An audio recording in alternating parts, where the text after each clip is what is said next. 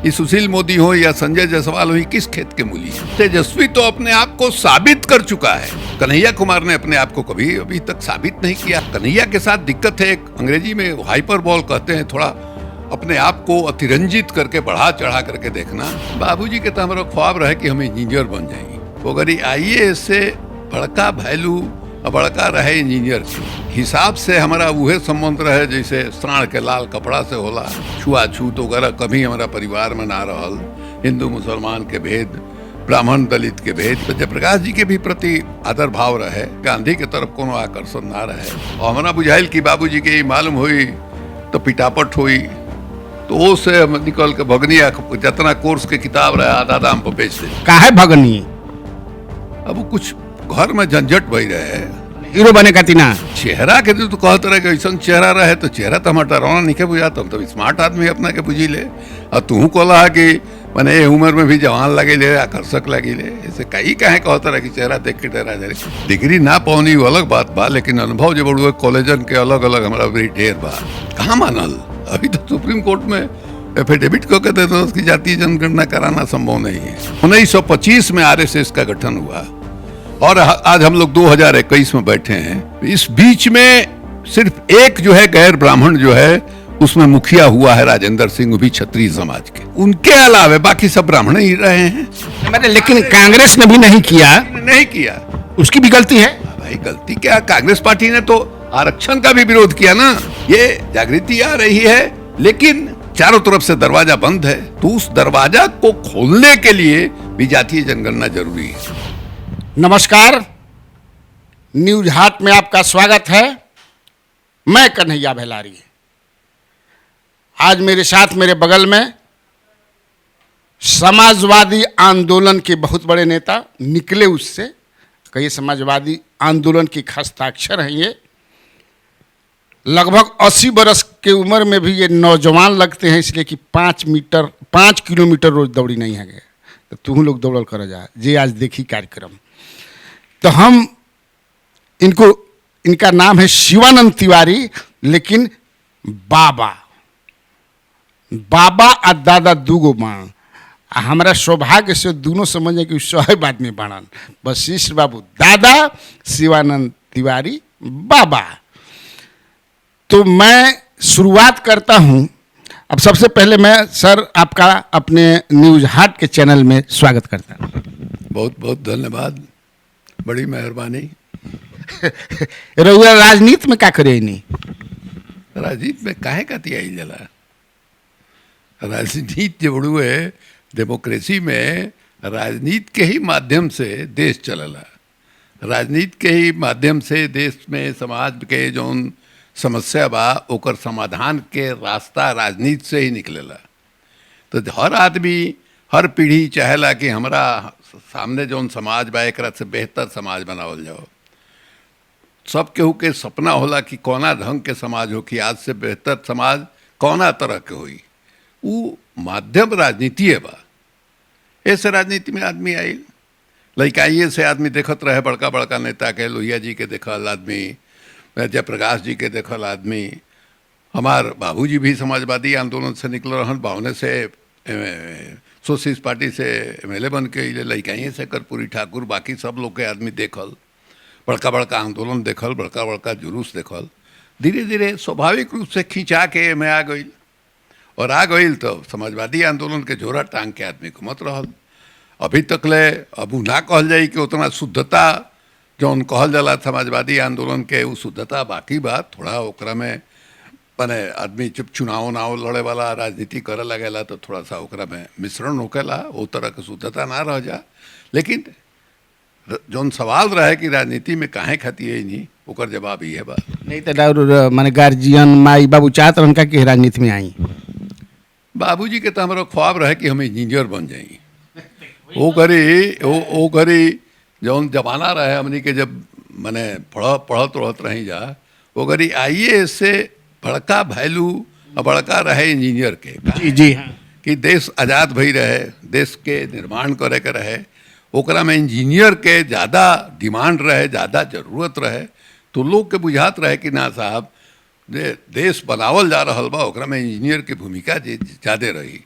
तो हमारे बाबूजी के शौक रहे, वो बेचारे अपने कभी पढ़ले लिखना, मिडिल पास भी ना कैले, तो उनका रहे कि उन जौन आम तौर पर होला कि बाप जे बड़ुए जौन अपना जिंदगी में अचीव ना कर पावे तो कोशिश होकर सपना रहला कि हम बेटा के माध्यम से ओकरा के अचीव करी।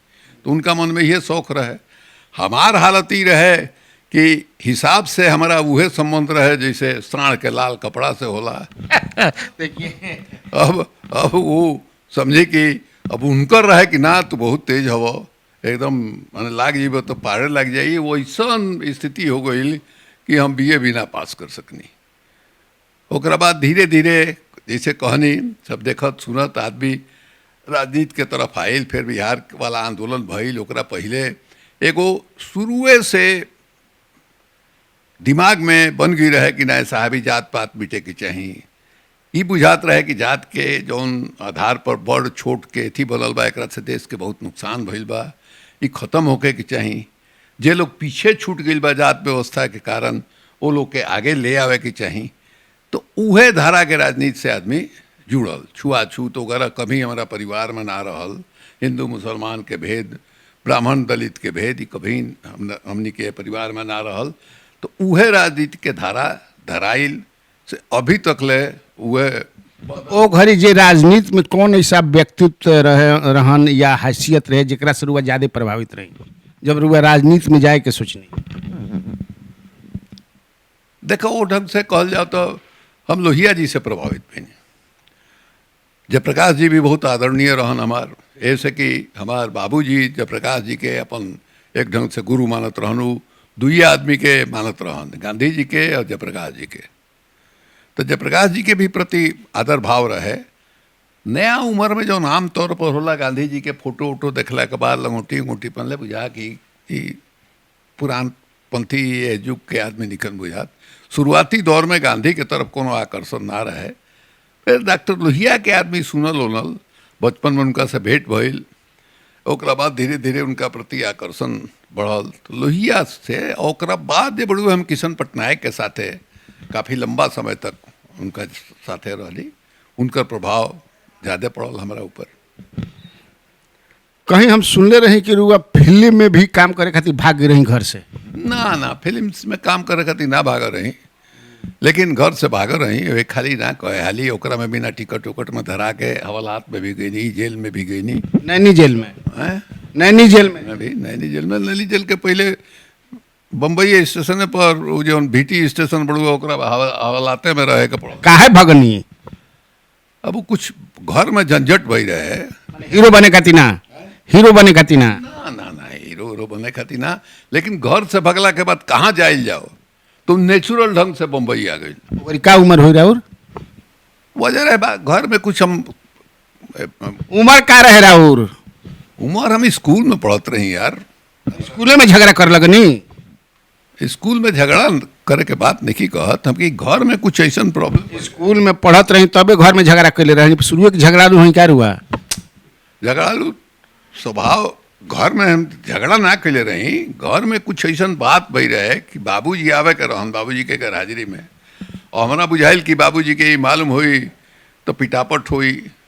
तो वो से हम निकल के भगनी, जितना कोर्स के किताब रहे आधा दाम पर बेच देनी, बेच के निकल गई नहीं। फिर जाके बम्बई में कौना गाड़ी से गई रही? कौना गाड़ी से गई रही? बॉम्बे मेल रहे गया से, और गया से बम्बे मेल रहे तो गरी पता ना 28 रुपया बम्बई के टिकट रहे। ये हमारा कल्पना के बाहर रहे कि 2800 रुपया टिकट लगेला, कहे कि हमनी के आरे जात रही सा, अधिक से अधिक बिहिया जात रही जा, तो 1 रुपया 1.25 रुपया लागत रहे। तो दिमाग में रहे कि बम्बई ढेर दूर बा तो 10 रुपया 15 रुपया लागी। तो हमारा भाई उतना पूरा टिकट कटावे के पैसों ना रहे, आधा टिकट कटा के गई। तो ऐसे पहुँचनी वहाँ, फिर घूम घाम के आई नहीं। फिर नैनी सेंट्रल जेल में रही तो नैनी इलाहाबाद से ले जाता रहा तो ट्रेन से एगो परिवार रहे, देखला सुखला सो बेचारा एगो पोस्ट कार्ड दिला था, बाबूजी के चिट्ठी लिखनी। आ यहाँ हल्ला हो गई रहे कि बाबूजी नेता रहन कि उनका बेटा जो है गायब। तो एगो दरोगा के ड्यूटी भी मिल रहा है खोज के निकाले खातिर। तो बाबूजी अइले नैनी जेल में जौन फाइन लगा रहे भरले उरले छुटनी जाद मार 4 दिन 5 दिन 6 दिन से नहाइलो ना रही, सही बाल जटा लेखा भई रहे। पहिलका काम भइल कि ले जाके सैलून में शैम्पू उम्पू भइल, ओकरा बाद नया कपड़ा खरीदाइल, जूता खरीदाइल, ओकरा बाद नहीं पटना। सर वो पटना यूनिवर्सिटी में रही? पटना यूनिवर्सिटी में हम कभी ना रहनी, पटना में रहनी। पटना में रहे पहले? पढ़े के हम विद्यार्थी जैन कॉलेज के रही। जैन कॉलेज में दूधू वाली हमारा एडमिशन रही, लेकर अलावे आर के कॉलेज मधुबनी में, सेंट जेवियर्स कॉलेज रांची में, थोड़े दिन S N Sinha college Aurangabad में, ढेर जगह पढ़नी हम। डिग्री ना पानी वो अलग बात बा, लेकिन अनुभव जो बड़ुए कॉलेजन के अलग अलग हमारा भी ढेर बा। जहाँ जहाँ कॉलेज में रही रुआ के देखला पल्ली का कुल डेरा जात रहा सन? ऐसा हमारे चेहरा मोहरा तो नहीं के बुझात कि केहू देख के हमरा के डरा जाई। लालू यादव एक बार कहले हमरे सामने रुआ से कि बाबा जब रहन तो इनके से कहल अलग चीज बा, लेकिन चेहरा के तो कहत रहे कि ऐसा चेहरा रहे तो चेहरा तो हमारा डरावना नहीं के बुझाता। हम तो स्मार्ट आदमी अपना के बुझी ले, और तू कहला कि मैंने ये उम्र में भी जवान लगे ले, आकर्षक लगे ले, ऐसे कई कहे कहता रहे कि चेहरा देख के डरा जा रही। सवाल थोड़ा निमन से पूछल करो। न सही बात कहते हैं समाज में अभी भी बहुत ज़्यादा यहाँ के पढ़ी लिखी नाम बहुत कम आदमी हुई, राजनीतिज्ञ खास तौर से जे आज के देखब राजनीतिज्ञ में पढ़े लिखे वाला, पत्रकारों में कमे पढ़े लिखे वाला, हमनी कमे पढ़े लिखे जा। अच्छा ये बताई, अब आज की राजनीति पर थोड़ा सा बतिया लिहल जाओ। इरुआ लगता कि केंद्र सरकार जातीय जनगणना मान जाई? कहाँ मानल? अभी तो सुप्रीम कोर्ट में एफिडेविट को कहते थे उसकी जातीय जनगणना कराना संभव नहीं है। तो ओकरा बाद ही सवाल कहाँ उठता कि केंद्र सरकार मान जाई? तो कैसे कहता ना कि नहीं हमने क्या इतना पघिला देव जा कि मन मानिए जी हन? ना ऐसा नहीं के केहू कहा। बिहार के संदर्भ में एगो अलग स्थिति बढ़ुए कि नीतीश कुमार के नेतृत्व में ऑल पार्टी डेलीगेशन गई रहे प्रधानमंत्री से मिले खातिर। होकर पृष्ठभूमि ये है कि बिहार विधानसभा के सेशन में लीडर ऑफ अपोजिशन तेजस्वी जे बड़ुए सवाल उठौले मुख्यमंत्री के सामने।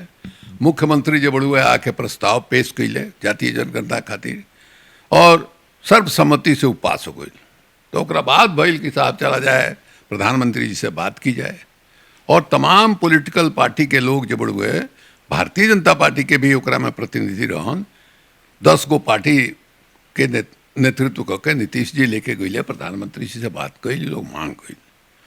ओकरा बाद ये आई रहे कि अगर भारत सरकार, यानी वो तो मांग भई रहे कि जातीय जनगणना कीजिए पूरे देश के लिए। अभी जो 10 साल पर सेंसस होता है, मर्दूशुमारी होती है, तो उसमें जो है जात के गणना को शामिल किया जाए। ये तर्क दिया गया कि भाई अभी भी आप शेड्यूल कास्ट, शेड्यूल ट्राइब को काउंट करते हैं, जो माइनॉरिटी कम्युनिटी के लोग हैं उनका हेड काउंट करते हैं, उनकी गिनती करते हैं। इसमें एक कॉलम और बढ़ा दीजिए और जात जो है लिख दीजिए, उसमें जिसको जो जात होगी बनाएगी। अब केंद्रीय सरकार के पास भी ओबीसी का लिस्ट है बजाबते, स्टेट गवर्नमेंट का भी अपना अपना लिस्ट है। तो अब जो है कोई प्रॉब्लम नहीं होगा। अगर प्रॉब्लम होता तो 2018 में जब राजनाथ सिंह गृह मंत्री थे तो उन्होंने भी कहा था कि 2021 का हम जनगणना कराएंगे। और ये मांग कोई आज की मांग नहीं है। आपको माने हम ध्यान दिलाना चाहेंगे कि 1952 में चुनाव हुआ और 1953 के जनवरी में भारत सरकार ने काका कालेलकर कमीशन बनाया। पिछड़ों के पिछड़ापन को दूर करने का क्या उपाय होगा, जो लोग राजनीतिक शैक्षणिक रूप से या सामाजिक रूप से पिछड़े हुए हैं, उनको ऊपर उठाने के लिए क्या किया जा सकता है। संविधान में प्रावधान है, और उसी प्रावधान के तरह जवाहरलाल नेहरू की सरकार ने इसको कराया था। जनवरी में 2053 के जनवरी में आप समझिए कि 52 में माने पंचवर्षीय योजना की शुरुआत हुई, 52 में चुनाव का नतीजा आया, तो सरकार बनते ही जो है पहला काम किया कि ये पिछड़ों की हालत जानने के लिए कमीशन का गठन किया। उसने 53 में जनवरी में गठित हुआ और 55 के मार्च में रिपोर्ट जो है दे दिया। अब पता नहीं क्या हुआ, काका कालेलकर साहब जो है उसके अध्यक्ष थे, गांधीवादी थे, पंडित जी थे, उन्होंने लिख करके दे दिया। वो रिपोर्ट इतना बढ़िया रिपोर्ट है, वो नेट पर उपलब्ध है। उसमें पिछड़ा अति पिछड़ा दोनों का वर्गीकरण किया गया था, और उसमें सबसे खास बात थी महिलाओं को पिछड़े में गिनती की गई थी। साथ साथ जो प्रोफेशनल पढ़ाई है, इंजीनियरिंग है, मेडिकल है, दांत है, और माने जानवरों का विज्ञान है, इन सब में उनका था कि जो अति पिछड़े हैं इनको 70% आरक्षण दिया जाए। अभी 50% आरक्षण की या 27% आरक्षण की बात हो रही है, उसमें 70% आरक्षण की बात कालेलकर वाले में, कालेलकर वाले में। लेकिन कालेलकर साहब उसके अध्यक्ष थे और राष्ट्रपति को जो रिपोर्ट सबमिट हुआ उसी में उन्होंने उस रिपोर्ट से ही असहमति जाहिर किया। हमको लगता है घोर अनैतिक काम हुआ था। आप जो है जिस कमीशन के अध्यक्ष हैं, आपकी अध्यक्षता में कमीशन का गठन हुआ है, उस कमीशन ने जिस काम के लिए गठन हुआ था उसका रिपोर्ट तैयार किया और आपने कह दिया कि साहब इसको नहीं माना जाए। और उसका नतीजा हुआ कि पार्लियामेंट में ले हुआ, गोविंद वल्लभ पंत जी उस समय गृह मंत्री थे, लेकिन डिस्कशन नहीं हुआ, उसके बाद पड़ा कपड़ा रह गया। तो राज्यों को भी अधिकार था, राज्य अपने यहाँ इस तरह का आयोग का गठन करके, और ये आरक्षण का प्रावधान, जैसे हम लोगों के यहाँ बिहार में कर्पूरी ठाकुर की सरकार थी, उसके पीछे मुंगेरी लाल कमीशन जो है बना था। मुंगेरी लाल कमीशन के रिकमेंडेशन के आधार पर जो है कर्पूरी ठाकुर ने आरक्षण का फॉर्मूला यहाँ लागू किया। उसके बाद जो है जब 77 में सरकार बनी, जनता पार्टी की सरकार बनी, उस सरकार में जो है ये मंडल कमीशन का गठन हुआ। मंडल कमीशन का रिपोर्ट आ गया, तब तक ये जनता पार्टी वाली सरकार चली गई थी, कांग्रेस पार्टी की सरकार आ गई। बाद में कांग्रेस पार्टी की सरकार खत्म हुई, जब बीपी सिंह की सरकार आई तब जो है उसको मंडल कमीशन को लागू किया गया। मंडल कमीशन जो है भारत सरकार के नौकरियों के लिए था। तो इस तरह से एक आया। अब मान लीजिए कि इतनी बड़ी आबादी को आप आरक्षण दे रहे हैं, उस आरक्षण का लाभ मिल रहा है नहीं मिल रहा है। समाज में जो आरक्षण के विरोधी लोग हैं वो दलील देते हैं, तर्क देते हैं कि नहीं साहब, अब देखिए यादव लोग इतना आगे बढ़ गया है, कुर्मी लोग इतना आगे बढ़ गया है, इनको आरक्षण नहीं मिलना चाहिए। कैसे आप हटाइएगा, कैसे हटाइएगा? ये तो कोई माने एक जनगणना में सिर्फ मूड़ी नहीं गिना जाता है, हेड काउंट नहीं होता है, उसमें आपकी पढ़ाई लिखाई क्या है, आपकी हैसियत क्या है, आपके पास ज़मीन कितनी है, आपके घर में आप उपभोग की क्या क्या सामग्री है, इन सब चीज़ों का ब्यौरा जो है जनगणना में लिया जाता है और उसी के आधार पर जो है सरकार जो है योजना बनाती है। तो इतनी बड़ी आबादी को आप आरक्षण दे रहे हैं, उस आरक्षण का लाभ मिल रहा है नहीं मिल रहा है, या वो जो इतना बड़ा समूह है उस समूह में कुछ ही लोग आरक्षण का लाभ ले रहे हैं, बाकी लोगों को मिल रहा है या नहीं मिल रहा है, नहीं मिल रहा है तो उन तक कैसे पहुंचाया जाए, ये सब कुछ तो देखने की बात है भाई। उसके लिए तो रोहिणी आयोग का, और उसी के लिए हम कह रहे हैं कि जातीय जनगणना इसी के लिए जरूरत है। अब लोग ये कहते हैं, और खास करके हम देखते हैं कि जो अपर कास्ट के लोग हैं वो कहते हैं कि नहीं साहब, ये माने ऐसा कह रहे हैं कि जैसे जातीय जनगणना ये एक दलील दिया जाता है कि देश बिखर जाएगा। अरे भाई, जात है और आज भी जातवाद है, बहुत सारी चीज़ों में जातवाद का रूप बदल गया है, लेकिन आजकल पहले के मुकाबले बहुत ही सूक्ष्म ढंग से जातवाद होती है। जो कमज़ोर जात के लोग हैं, जो पिछड़ी जात के लोग हैं, दलित समाज के लोग हैं, उनको अपमानित और जलील किया जाता है। अब देखिएगा कि आरक्षण के कोटे से जो लड़के जा रहे हैं IIT में पढ़ने के लिए, एम्स में पढ़ने के लिए, कई लड़के आत्महत्या कर लेते हैं। उनको माने वो चूंकि आरक्षण के से गए हैं, लाभ आरक्षण पा करके गए हैं, उनको हिकारत की नज़र से देखा जाता है, उनको अलग छांट करके लोग देखा जाता है। ठीक है, आरक्षण मिला तो उन्होंने एडमिशन ले लिया, लेकिन उसके बाद तो सारा जो इम्तहान होता है वो सबका एक साथ होता है, सबका कॉपी एक जैसा देखा जाता है, सबका रिजल्ट एक क्राइटेरिया से होता है। वहां अगर वो अच्छा नहीं करेगा तो आप उसको निकाल दीजिए। लेकिन इस तरह से जो कुछ हो रहा है, इस सब की का जब तक आप जात के आधार पर जनगणना नहीं कराइएगा, पार्लियामेंट की जो कंसल्टेटिव कमेटी है उसका रिकमेंडेशन है, जो पिछड़ा वर्ग आयोग है, संवैधानिक संस्था है, उसका कहना है कि नहीं साहब जातीय जनगणना होना चाहिए।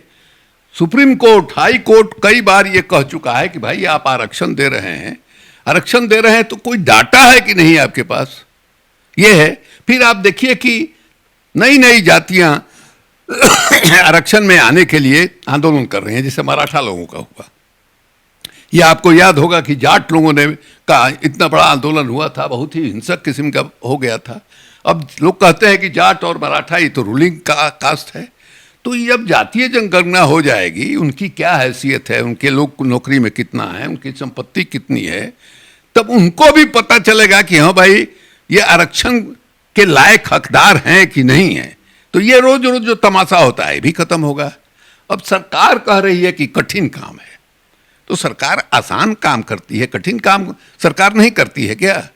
बहुत सारा कठिन काम होता है। सरकार जो कठिन काम से भागती है उसको सरकार चलाने का अधिकार नहीं है।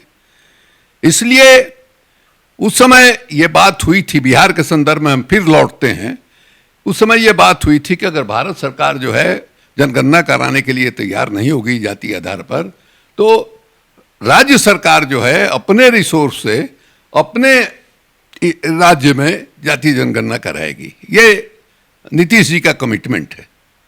और इस बारे में अभी लीडर ऑफ अपोजिशन ने भी उनसे कहा था कि भाई इसके बारे में कीजिए, तो उन्होंने कहा है कि हम जो है मीटिंग बुलाएंगे और मीटिंग बुलाने के बाद जो है इसके बारे में निर्णय होगा। तो अब देखिए क्या होने जा रहा है। अच्छा, ये केंद्र सरकार मंशा क्यों नहीं कराना चाहती? क्या पॉलिटिकल कोई कारण तो कुछ बताइए जरा। जो केंद्र की सरकार है, भारतीय जनता पार्टी है, आरएसएस है, इन लोगों का एक ढंग से जो रीढ़ है वो अपर कास्ट है। आपको ये मालूम होगा, आरएसएस का आप इतिहास देखिएगा तो 5 चित्पावन ब्राह्मणों ने मिलकर के आरएसएस का गठन किया था, और आज तक अभी 1925 में आरएसएस का गठन हुआ और आज हम लोग 2021 में बैठे हैं। इस बीच में सिर्फ एक जो है गैर ब्राह्मण जो है उसमें मुखिया हुआ है, राजेंद्र सिंह, भी क्षत्रिय समाज के। आज तक उनके अलावे बाकी सब ब्राह्मण ही रहे हैं। अब ये जो अपर कास्ट है विरोध कर रहा है जातीय जनगणना का, उसके पीछे उसको भय लगता है कि ये भेद खुल जाएगा कि हमारी संख्या जो है छोटी है और हम बहुत सारे अपने हिस्से से कहीं ज्यादा, कई गुना अधिक चीजों पर हम कब्जा किए हुए हैं। नौकरी का हो, संपत्ति का हो, पढ़ाई लिखाई को हो, हर चीज पर। अब इससे वो डरता है कि इसका रिएक्शन जो है सोसाइटी में हो सकता है। जो छूटे हुए लोग हैं उनको लगेगा कि देखिए भाई हमारा भी हिस्सा यही खा गए। इसलिए वो नहीं चाहते हैं कि जनगणना हो, और इसीलिए भारत सरकार नहीं करा रही है, बावजूद इसके कि हमारे प्रधानमंत्री जी पिछड़ी बिरादरी से आते हैं और पिछड़े बिरादरी में जन्म लेने का फायदा भी उठाते हैं वोट की राजनीति में। लेकिन जब पिछड़े बिरादरी के हित की बात आती है तो गड़बड़ हो जा रहा है, इसीलिए नहीं हो पा रहा। नहीं, लेकिन जातीय आधार पर जनगणना लास्ट 31 में हुआ था, 1931, लेकिन 41 में भी हुआ था, उसको ऑफिशियली अनाउंसमेंट नहीं हुआ। लेकिन कांग्रेस से हमारा सवाल यह है कि उसके बाद 7-8 बार हुआ, कांग्रेस की सरकार रही, तो कांग्रेस ने क्यों नहीं आखिर कराया? कांग्रेस की जो सरकार थी उसी में काका कालेलकर कमीशन बना, और उस काका कालेलकर कमीशन का ये रिपोर्ट में लिखा था कि अगली जो जातीय जनगणना होगी माने 1961 में, वो जात आधारित होनी चाहिए। उन्होंने रिकमेंड किया था। तो ऐसा नहीं है कि कोई नई मांग है ये, लेकिन कांग्रेस ने भी नहीं किया, उसकी भी गलती है। भाई गलती क्या, कांग्रेस पार्टी ने तो आरक्षण का भी विरोध किया ना।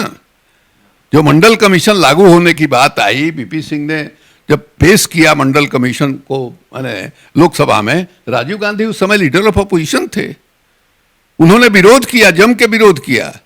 आज उसका खामियाजा कांग्रेस जो भुगत रही है, उसके पीछे कारण यही है कि इन लोगों ने समझा नहीं। हमको लगता है कि पंडित जवाहरलाल नेहरू ने भी नहीं समझा था।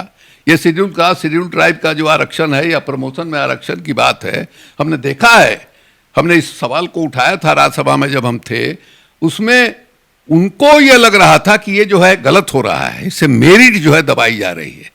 आज तक ये तय नहीं हुआ कि मेरिट की परिभाषा क्या है, आज तक ये तय नहीं हुआ। अंग्रेज जो आईक्यू का सवाल बनाते हैं वो अपने पक्ष में बनाते हैं कि वो दिखाते हैं कि नहीं सभी काले लोग जो हैं इनका आईक्यू बड़ा कमजोर है। उसी तरह से यहाँ जो है मेरिट की बात होती है कि नहीं साहब, ये जो पिछड़े हैं, दलित हैं, शूद्र हैं, इनका जो है आईक्यू बहुत कमजोर है, ये उस लायक नहीं है। ये हालत है। डॉक्टर लोहिया कहते थे कि भाई जो पिछड़ा है, जो दलित है, जो कमजोर है, उसको कुर्सी पर बैठाओगे तो बाकी जो लोग हैं उनकी छाती चौड़ी होगी, उनके अंदर एक भरोसा पैदा होगा कि नहीं साहब हमारा आदमी बैठा है, हम भी बैठ सकते हैं। अब देखिएगा जीतन राम मांझी जो है मुख्यमंत्री बने थे और उन्होंने गांधी मैदान में एक रैली की थी। हमको याद है कि मॉर्निंग वॉक में हम लोग चिड़ियाखाना में टहल रहे थे, हमने देखा कि लड़के लड़की सब नया नया कपड़ा पहन करके वहाँ घूम रहे। हमने पूछा, मुसहर समाज के लोग थे, लड़के लड़कियाँ थी, वो आए। हम ही नहीं कह रहे हैं कि पूरे मुसहर समाज में जागृति हो गई है, लेकिन एक असर साफ दिखाई दिया था। और आप खुद जो है मैंने इतने दिनों से पत्रकारिता कर रहे हैं, वो चुनाव कवर कर रहे हैं, आपने देखा होगा कि 20 साल 25 साल पहले जो मुसहर समाज की स्थिति थी वो स्थिति बदली है। तो ये जो जागृति धीरे धीरे आ रही है, ये जागृति आ रही है, लेकिन माने चारों तरफ से दरवाजा बंद है, तो उस दरवाजा को खोलने के लिए भी जातीय जनगणना जरूरी है। नहीं, आप भाजपा ने भी जो है जो बीच में ये था कि आरक्षण का लाभ जो है कुछ जातियां ले रही हैं, उसके लिए उसको दिमाग में तो वो रोहिणी आयोग की जो गठन की गई है और उसने जो बांटा है आरक्षण को, रोहिणी अभी तक कहाँ कुछ बटा है भाई, अभी रिपोर्ट वगैरह अभी सबमिट नहीं हुआ है, जब कहाँ बोल रहे हैं आप। देखिए ईवी जो है कुछ जातियां खा गई, ये कैसे पता चलेगा? इसके लिए भी तो जरूरी है कि जातीय जनगणना हो, कौन जाति खा रही है।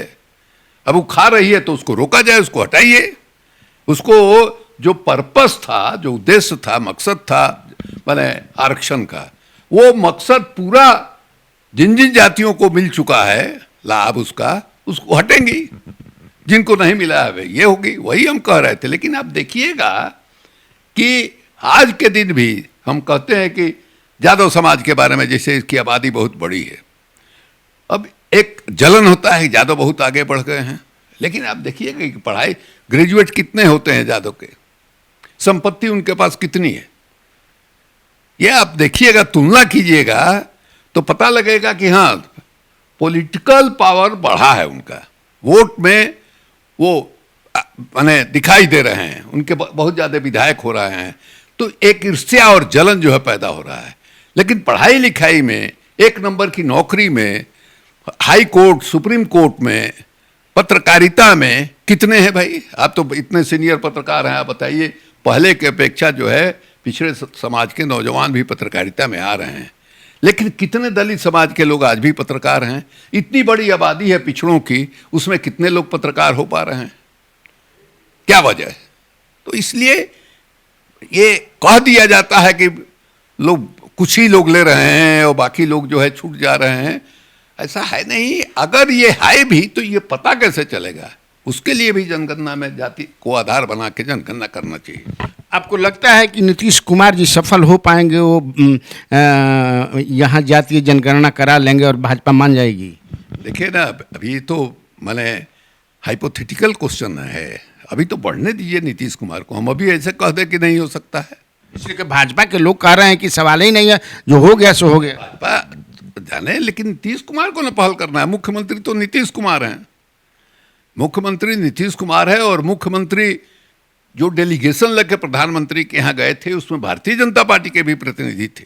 और जिस समय मुख्यमंत्री ने ये घोषणा किया था कि अगर ऐसा नहीं होगा तो बिहार में हम लोग सोचेंगे, उस समय भारतीय जनता पार्टी का भी प्रतिनिधि उनके पास खड़ा था।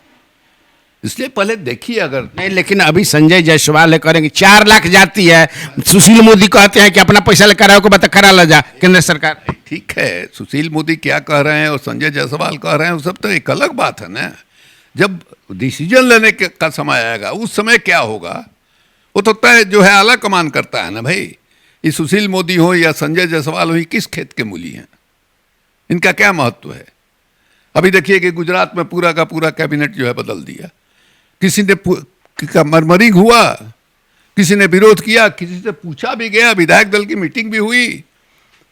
तो यहाँ वो पार्टी ऐसी है, बोलने के लिए बोलते रहेंगे, लेकिन जो डिसाइड होगा वो लोग करेंगे। इस मुद्दे पर अगर नीतीश कुमार संकट में आ जाएंगे तो आप लोग, भाई सब जो है एक अलग काल्पनिक सवाल है, अभी कहाँ संकट दिखाई। आप दोनों आदमी इस मुद्दे पर एक साथ भाई क्या अभी जो बात आगे बढ़ने दीजिए माने अभी से ही भविष्यवाणी जो है नकारात्मक किस्म का नहीं। हम ये मानते हैं कि नीतीश कुमार जो है ने कमिट किया है और नीतीश कुमार पूरी कोशिश करेंगे, ईमानदारी के साथ कोशिश करेंगे कि नहीं साहब बिहार में जातीय जनगणना हो, और हमारी पूरी शुभकामना है और हमारा पूरा समर्थन है। सरकार जो है जातीय जनगणना का कमिटमेंट कर चुके हैं मुख्यमंत्री, उनको बढ़ के कराना चाहिए। हम लोग उनके साथ खड़े हैं, तमाम पार्टियां जो है उनके साथ खड़ी हैं। अच्छा, हमको ये आप बताइए कि कन्हैया कुमार के आने से आप लोग असहज क्यों इतना हैं? हम कहाँ असहज हैं भाई? कौन कहा कि असहज है? अरे भाई वीरेंद्र बोलते हैं कि कौन कन्हैया कुमार, प्रेम कुमार मौर्य कह रहे हैं कि कौन भाई विजेंद्र हैं? भाई वीरेंद्र। अरे भाई वीरेंद्र होकर कब बोल रहे हैं, उसका क्या मतलब है? आप कहते हैं कि अध्यक्ष बना दीजिए, जब कांग्रेस मुटाने के लिए आप उनको लाए कि कांग्रेस मजबूत होगी। ये सब जो है फालतू बात है। हम लोग क्यों असहज महसूस होंगे? हम कांग्रेस के गठबंधन के साथी हैं। हम तो चाहेंगे कि कांग्रेस मजबूत हो, ईमानदारी के साथ चाहते हैं कि कांग्रेस मजबूत हो। कांग्रेस को ये लगता है कि नहीं साहब कन्हैया कुमार के आने से, जिग्नेश मेवानी के आने से हमारी पार्टी मजबूत होगी। हमारी शुभकामना है, हमारी शुभकामना है, उसके लिए कांग्रेस प्रयास करे। देखिए आज के दिन भी हिंदुस्तान में 200 लोकसभा का सीट ऐसा है जहां कांग्रेस भाजपा यानी आमने सामने चुनाव लड़ती है। हम तो चाहेंगे कि 200 में 100 सीट जो है कम से कम कांग्रेस पार्टी जीत जाए, और उसके लायक अपने आप को बनाने के लिए उसको मदद की जरूरत है। मान लीजिए राष्ट्रीय जनता दल के मदद की जरूरत है, हम लोग भी जाके जहां कहेगा वहां कैंपेन करेंगे। लेकिन कन्हैया कुमार को लेकर के मीडिया में ये प्रचार चल रहा है कि साहब राष्ट्रीय जनता दल असहज है तो तेजस्वी को प्रॉब्लम है। तेजस्वी को क्या प्रॉब्लम होगा भाई? तेजस्वी जो है महागठबंधन की सरकार जो बनी थी उसमें डिप्टी चीफ मिनिस्टर था। उसके बाद जो है पिछला जो विधानसभा का चुनाव हुआ, उस विधानसभा का चुनाव जो है महागठबंधन तेजस्वी यादव के नेतृत्व में लड़ा ना, और उसके बाद सरकार बनते बनते रह गई। एनडीए के वोट में और महागठबंधन के वोट में महज 12,000 का फर्क है। तो तेजस्वी तो अपने आप को साबित कर चुका है। और आप ये देखिएगा कि पूरे देश में भारतीय जनता पार्टी जिन राज्यों में भी चुनाव लड़ी है वो कम्युनल डिवाइड पैदा करके, सांप्रदायिक आधार पर समाज को बांट करके वो चुनाव लड़ी है। लेकिन बिहार ही एक ऐसा राज्य था कि जहां तेजस्वी ने भारतीय जनता पार्टी को मजबूर किया कि आप बेरोजगारी के सवाल पर चुनाव लड़िए। और ये नरेंद्र मोदी हो या नीतीश कुमार हो, सब के सब लोग बेरोजगारी के ही सवाल पर लड़े। ये कहीं नहीं देखा गया बिहार के अलावा। तो तेजस्वी ने तो अपने आप को साबित किया है, प्रमाणित किया है। तो इसलिए हम क्यों असहज महसूस करने जाएंगे? राष्ट्रीय जनता दल ये को हमारी पार्टी क्यों असहज महसूस करेगी? कन्हैया कुमार ने अपने आप को कभी अभी तक साबित नहीं किया। हाँ, वो टीवी चैनल वगैरह में बहस में, डिबेट में अच्छा करते हैं, भाषण बहुत अच्छा देते हैं। लेकिन अभी तो हाल तक कम्युनिस्ट पार्टी में थे ना भाई। अभी कम्युनिस्ट पार्टी को छोड़ो, सेंट्रल कमेटी के मेंबर थे। और कम्युनिस्ट पार्टी यानी भी ट्रेजरी है कि अपना भविष्य जो है एक नौजवान में देख रही थी। उसको लग रहा था कि इसी के सहारे जो है पुराना जो हमारा गौरव है वो वापस लौट आएगा। और वो आदमी छोड़ करके अभी कांग्रेस में गए हैं। कांग्रेस कन्हैया के साथ दिक्कत है, एक अंग्रेजी में हाइपरबॉल कहते हैं, थोड़ा अपने आप को अतिरंजित करके बढ़ा चढ़ा करके देखना। तो उन्होंने कांग्रेस को ज्वाइनिंग के समय जो भाषण दिया, कांग्रेस ऐसा है, हमारे ऊपर ऐतिहासिक जवाबदेही है। कन्हैया को इन सब चीज़ों का लैंग्वेज को थोड़ा बचना चाहिए। उम्र अभी बहुत कम है। हम लोगों ने बहुत सारी, माने हम 56 बरस के उम्र में जो है पहली दफ़ा विधायक बने। आज जो है 78 हमारा पूरा होने वाला है। बहुत देखे हैं, बहुत नेताओं को देखे हैं और बहुत भाषण देने वालों को हम लोग देखे हैं। तो अभी थोड़ा सा अपने आप को संयमित रख करके अच्छा बोलते हैं, अच्छे वक्ते हैं, इसमें कोई संदेह नहीं है। कांग्रेस को उनका लाभ मिले, कांग्रेस को वो ताकत दें, हम ये करेंगे। हमको कोई कन्हैया कुमार से कोई प्रॉब्लम नहीं है, किसी तरह का प्रॉब्लम नहीं है। अच्छा, कन्हैया के लिए शुभकामना है हमारी। अच्छा, ये चिराग पासवान अभी आशीर्वाद यात्रा पर घूम रहे हैं और जहाँ जा रहे हैं वो बोल रहे हैं कि आप लोग तैयार रहिए, यहाँ पर चुनाव होगा, मिड टर्म पोल होगा, ऐसा आपको लगता है क्या? देखिए, अब चुनाव, अब चिराग पासवान क्या बोल रहे हैं, अब उस पर हमसे काहे के लिए सवाल पूछ रहे हैं? अब चिराग पासवान नौजवान, राजनीतिक अस्थिरता है। ये तो है, अब हमको इस सवाल का जवाब नहीं देना चाहते। हम लोग रामविलास जी के साथ राजनीति किए हैं, रामविलास जी के साथ। अब चिराग पासवान के बारे में हम लोग क्या बोले, नौजवान आदमी है। सरकारी पार्टी में इतना कंट्राडिक्शन है, भाजपा कुछ बोलते तो आपको लगता है ऐसा? सब का कोई मतलब नहीं है, कंट्राडिक्शन तो हर जगह रहता है। सोसाइटी में इतना कंट्राडिक्शन है, हमारे आपके बीच में इतना कंट्राडिक्शन है, कंट्राडिक्शन तो रहता ही है। इसी कंट्राडिक्शन को मैनेज करके आदमी कैसे आगे बढ़े, सवाल इसका होता है। तो चिराग हैं, नौजवान हैं, अभी तुरंत तुरंत कंधा पर जुआट रखाया है, अभी घूम रहे हैं चारों तरफ। इतना आप मान लीजिए कि जो आधार था रामविलास पासवान का, वो आधार चिराग पासवान के साथ रहेगा। तो अभी गलती सही करते उड़ते धीरे धीरे मैच्योरिटी आती है, उसमें वक्त लगता है। अनुभव जो है वो स्कूल कॉलेज में नहीं पढ़ाया जाता है, धीरे धीरे अनुभव होगा, मैच्योर्ड लोग होंगे, आगे बढ़ेंगे। रामविलास जी का आधार जो वोट है वो चिराग के साथ रहेगा। अनुभव लेना चाहिए, जल्दबाजी में नहीं होना चाहिए। तो बहुत बहुत सर धन्यवाद, आज हमारे ऑफिस में आप आए और इतना बढ़िया जो है इंटरव्यू दिया, इसके लिए फिर मैं बढ़िया, बाकी खराब आई तो देखे वाला लोग बताई। तो अपना तोहरो स्टाइल बा, तो अपना स्टाइल में इंटरव्यू ले लो। हमारो है एक जगह के आदमी बन जा, हम वही स्टाइल में जवाब। हाँ मिला था। फिर हम अगली बार ऐसे ही किसी शख्सियत से आपका को रूबरू कराएंगे। नमस्कार। 1956 में एएन कॉलेज की स्थापना बिहार के पूर्व वित्त मंत्री अनुग्रह नारायण सिंह के नाम पर की गई थी। एएन कॉलेज ने अब तक 3 बार ए ग्रेड प्राप्त किया। साइंस स्ट्रीम में हमें इंडिया टुडे रैंकिंग में पिछले साल और इस साल लगातार प्रथम स्थान आया। यह अपने आप में एएन कॉलेज की गरिमा और प्रतिष्ठा की कहानी बताता है। इसके लिए हमारे शिक्षकों ने और छात्रों ने अथक प्रयास करके महाविद्यालय की प्रतिष्ठा को बढ़ाने का जो काम किया है, अपने आप में अभूतपूर्व है। कम समय में एएन कॉलेज ने जो ऊंचाई प्राप्त की है, शायद वह किसी इंस्टीट्यूशन को पूरे देश में नहीं मिला है। यह हमारे लिए गौरव की बात है कि हमने गरीबों को कम पैसे में शिक्षा देने का जो काम किया है, वो अपने आप में अनुकरणीय है।